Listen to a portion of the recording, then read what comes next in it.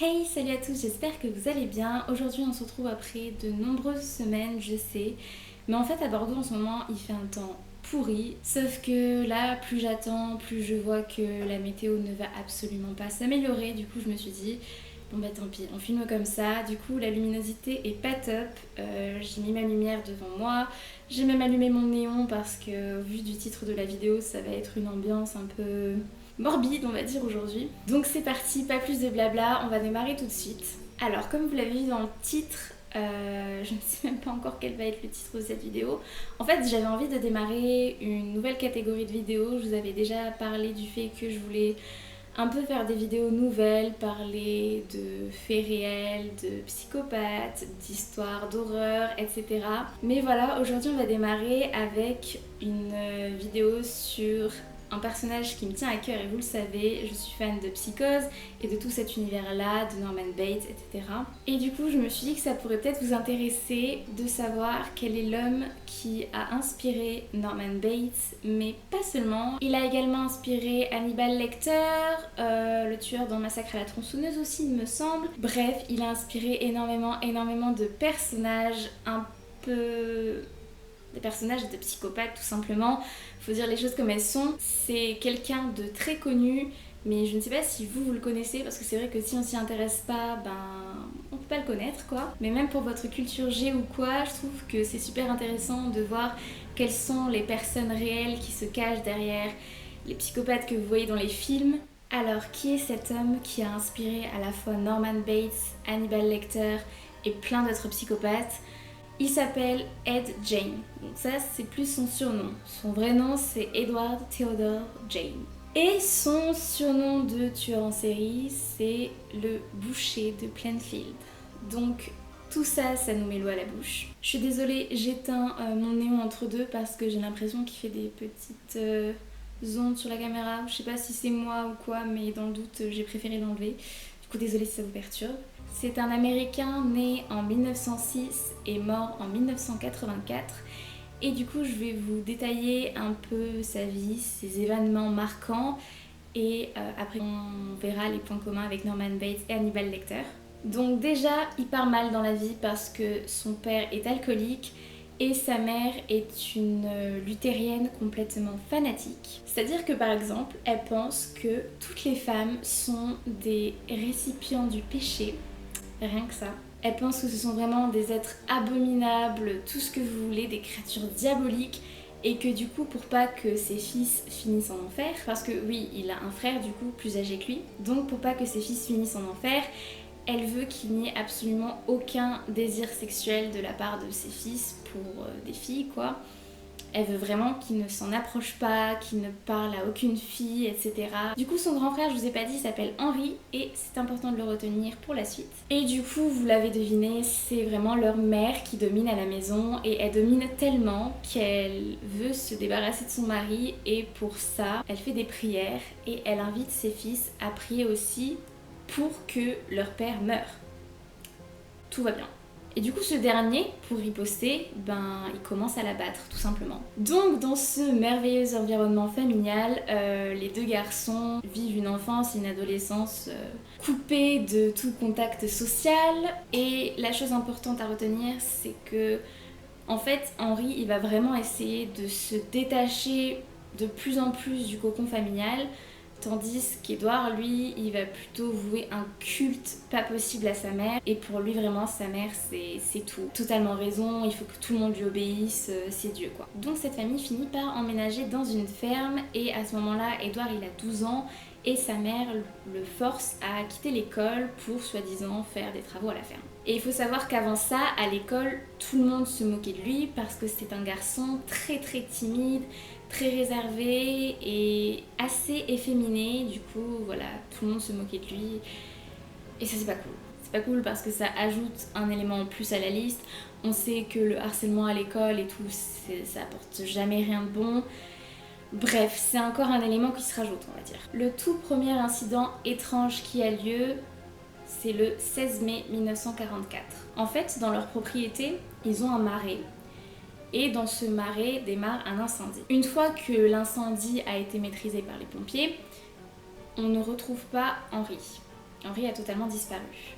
Donc là, beaucoup de personnes se mettent à la recherche d'Henri et ils vont finir par le retrouver plusieurs heures plus tard. Sauf qu'en fait, on se rend compte qu'il n'est pas mort à cause des brûlures de l'incendie et la cause tout de suite décrétée, c'est une crise cardiaque. Sauf que lui, le médecin légiste, il a une autre opinion. Il remarque des ecchymoses sur la tête d'Henri et là, ça voudrait dire qu'il est mort par asphyxie en fait. Et là, ça changerait tout. Ça veut dire que c'est un meurtre. Tout de suite, beaucoup de personnes soupçonnent Édouard, mais personne ne va porter plainte contre lui ou quoi que ce soit, personne ne va rien faire. Le deuxième événement marquant, c'est la mort de la mère d'Édouard, le 29 décembre 1945, donc un an après la mort d'Henri. Donc là, ça va être un véritable bouleversement pour Édouard et c'est là qu'il va commencer vraiment à avoir un comportement très très étrange. En fait, il ne supporte tellement pas sa mort qu'il va aller faire des incantations devant sa tombe pour la faire revivre. Encore si c'était arrêté là, ça aurait pu aller. Mais le problème, c'est qu'il va aller beaucoup plus loin que ça. Il va aller déterrer des corps et se faire un espèce d'habit humain qui va représenter en fait sa mère. Puisque quand on découvrira cet habit-là plus tard, en fait ça représente une femme, tout simplement. Donc ça va vraiment très très loin et on soupçonne que c'est pour représenter sa mère quelque part. Si c'est fait cet habit-là, c'est vraiment pour faire revivre sa mère d'une certaine manière. Autre incident étrange, le 16 novembre 1957, donc bien plus tard. En fait, 2 femmes disparaissent en ville et un témoin affirme avoir vu Édouard justement traîner au niveau des lieux où il y a eu les disparitions. Et donc là, la police décide de fouiller la ferme d'Édouard et c'est à ce moment qu'on va découvrir l'horreur qui se cache dans cette ferme. Donc oui, entre deux, je vous ai pas dit, mais son père il est mort depuis longtemps, donc Édouard il est tout seul à la ferme depuis pas mal d'années. Bref, qu'est-ce qu'on a bien pu trouver dans cette maison à votre avis? Bah tiens, je vais vous faire un petit sondage, je vais vous mettre une image pendant quelques secondes des 4 propositions et comme ça vous allez pouvoir voter.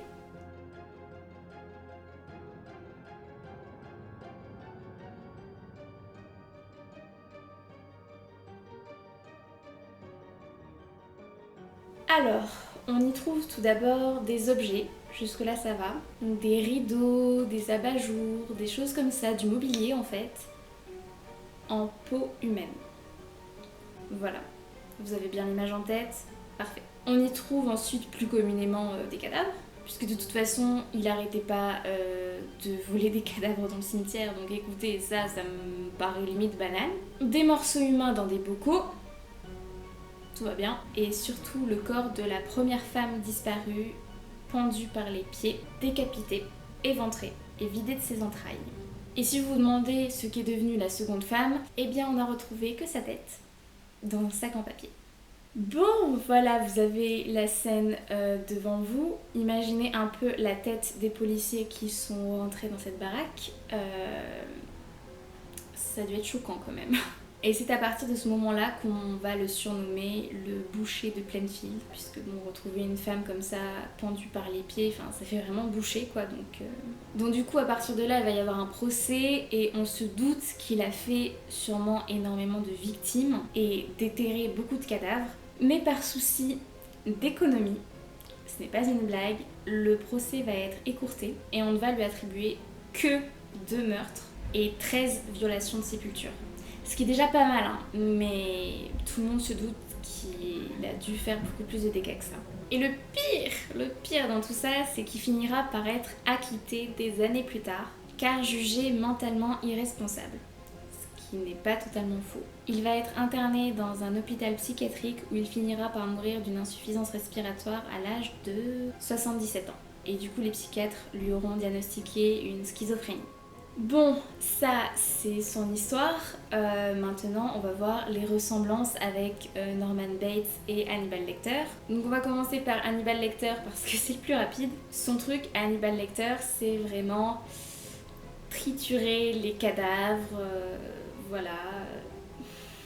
Je sais pas, faire son kiff avec des cadavres. Du coup, bien sûr, l'habit de femme que c'est cousu Édouard, c'est carrément une grosse ressemblance avec Hannibal Lecter, ou plutôt Hannibal Lecter est clairement inspiré de cette tendance-là d'Édouard. Et les meurtres aussi sont plus dignes d'Hannibal Lecter que ceux de Norman Bates qui sont plutôt discrets. Ils ressemblent moins, on va dire, à ceux de Norman Bates. Et justement, en parlant de ce dernier, on va voir maintenant les ressemblances avec Norman Bates. Donc tout d'abord, la relation avec la mère. C'est clairement ce qu'on nous montre dans Psychose, dans Bates Motel surtout. Super série inspirée de Psychose. Je vous conseille d'aller la voir. Vraiment, cette relation malsaine avec la mère, vouer un culte pareil à sa mère, etc. Ensuite, deuxième point, le fait que bien plus tard, Edward est affirmé avoir été dans un état second lors des meurtres. C'est clairement ce qu'on peut voir durant le film Psychose et durant la série Bates Motel. On le voit très bien dans la série, Norman n'a absolument aucun souvenir de ses premiers meurtres, tellement il était dans un état second. Il n'est pas encore dans le même état que lorsqu'il est dans le film. Et vraiment, les tout premiers meurtres de Norman Bates, dans la série, c'est ça. Il est dans un état second et il n'en a même aucun souvenir. Ensuite, le caractère timide du personnage qu'on remarque dès son enfance. Norman Bates est ultra timide et Edward est tout aussi timide depuis tout petit. Le rapport avec les femmes. Norman Bates a ce même rapport particulier avec les femmes, c'est-à-dire qu'il ne faut pas les approcher, il ne faut pas... Voilà. Edward c'était pareil, mais c'est surtout que ça partait d'une interdiction de sa mère de vraiment pas s'approcher des filles ni rien, alors que dans Psychose c'est moins ça, mais il a quand même un souci avec les filles. Ensuite, autre point commun, l'intérêt pour la taxidermie. Je ne sais pas si vous vous souvenez, mais c'est vraiment un élément phare de Norman Bates. La taxidermie, il en fait beaucoup et il finit même par utiliser cette technique avec sa propre mère, ce qui est horrible. Et Edward justement lisait beaucoup de livres de médecine et de taxidermie aussi. Donc voilà. Et enfin, Edward détestait les personnes qui manquaient de respect à sa mère ou qui ne lui obéissaient pas. On le voit nettement dans Bates Motel. D'ailleurs, il a un frère aussi dans Bates Motel et il ne le supporte pas justement quand il n'obéit pas à leur mère. Et bien Edward c'était pareil, il ne supportait pas son père parce que voilà, il manquait de respect à sa mère, il la battait, enfin voilà. Et il ne supportait pas non plus son frère qui lui en fait a vraiment essayé, comme je vous l'ai dit, de se détacher du cocon familial. Et lui, il n'hésitait pas, dès qu'il avait une occasion, il sortait, il allait voir des filles. Le moindre moment où il pouvait échapper à leur mère, il le faisait.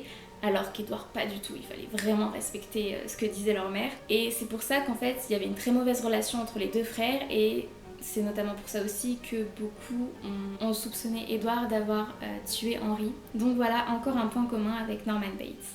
Et voilà, cette vidéo touche maintenant à sa fin, j'espère vraiment qu'elle vous aura plu. Ça change un peu des types de vidéos que j'avais l'habitude de faire, mais j'avais vraiment envie de tester ce format-là et de vous parler de sujets qui me passionnent comme celui-ci. Donc n'hésitez pas à me dire ce que vous en avez pensé et si ça vous intéresse que je continue cette série de vidéos sur des faits réels un peu glauques, mais qui sont toujours bons à connaître, ne serait-ce que pour notre culture G. N'hésitez pas à me dire dans les commentaires ce que vous en avez pensé, à me suivre sur les réseaux sociaux si ce n'est pas encore fait, et à vous abonner à la chaîne également, ça fait toujours super plaisir. Voilà, je vous fais plein de bisous, et je vous dis à bientôt pour une prochaine vidéo.